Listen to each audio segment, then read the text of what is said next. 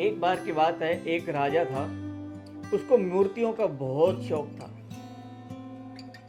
उसने अपने राजमहल में, राजकोष में बहुत सारी मूर्तियां रखी हुई थी। सभी मूर्तियां उसे प्यारी थी, परंतु उनमें से 3 मूर्तियां उसे बेहद प्यारी थी, जो कि वो बहुत दूर से लाया था। और सबको बता रखा था कि इन मूर्तियों को बहुत संभाल के ध्यान से रखना, इनकी साफ सफाई बहुत ही प्यार से करना, ये बहुत बेशकीमती मूर्तियां हैं।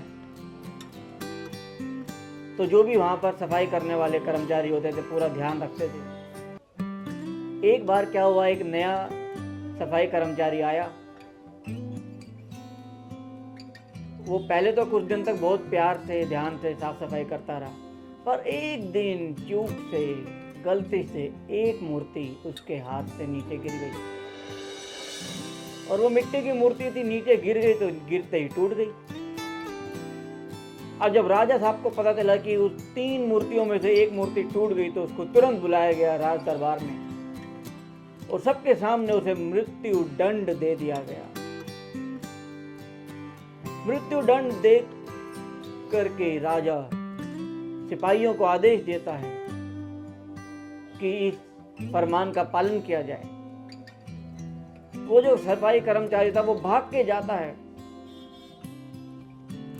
उस राजकोष में।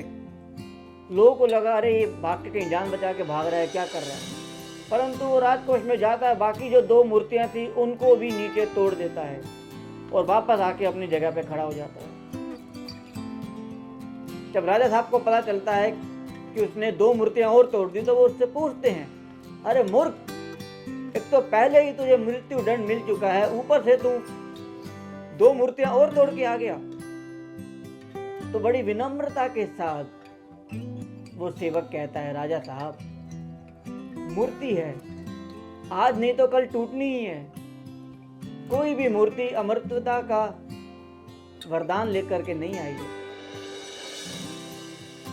आज एक मूर्ति टूटने पर आपने मेरे को प्राण दंड दे दिए, कल किसी और से टूटता, दूसरे से, तीसरे से तीसरी मूर्ति टूटती तो आप उसको भी मौत के घाट उतार देते। तो मैंने सोचा कहीं दूसरों को मृत्यु दंड ना मिले, इसीलिए मैं खुद ही वो 2 मूर्तियां तोड़ आया। आज मैंने 2 जान बचाई हैं राजा साहब। यह सुनकर राजा को बड़ा आश्चर्य हुआ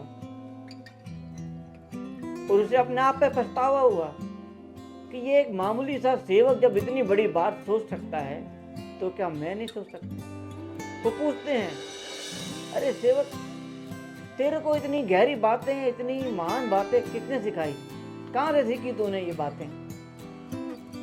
तो वो कहता कि राजा साहब, आपके यहाँ आने से पहले मैं एक बहुत धनवान सेठ के यहाँ काम करता था और वो सेठ जी मेरे को डेली बहुत बढ़िया बढ़िया भोजन खिलाते थे, परंतु जब भी उनके साथ कुछ भी बुरा होता था वो भगवान को कोसने लग जाते थे।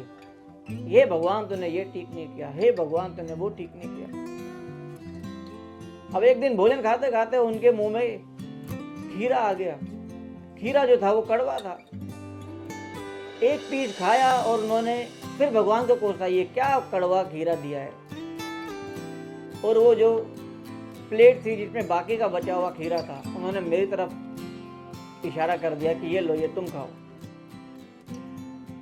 अब क्योंकि सेवक को पता है कि खीरा कड़वा है, पर लेकिन उसने बड़े प्यार से खाया, उन्हीं भावनाओं के साथ जो डेली वो खाता था। वो सेठ जी देख के बड़ा हैरान, इतना कड़वा खीरा है और ये ऐसे खा रहा है मजे से, क्या बात है। उनसे रहा नहीं जाता, उससे पूछते हैं, अरे भाई, कड़वे खीरे को तुम इतने प्यार से क्यों खा रहे हो।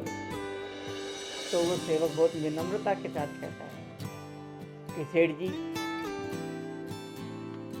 डेली तो आप मेरे को इतना स्वादिष्ट भोजन देते हो, वो मैं इतने प्यार से खाता हूँ, तो एक दिन आपने अगर कड़वा खीरा दे दिया तो क्या हो गया।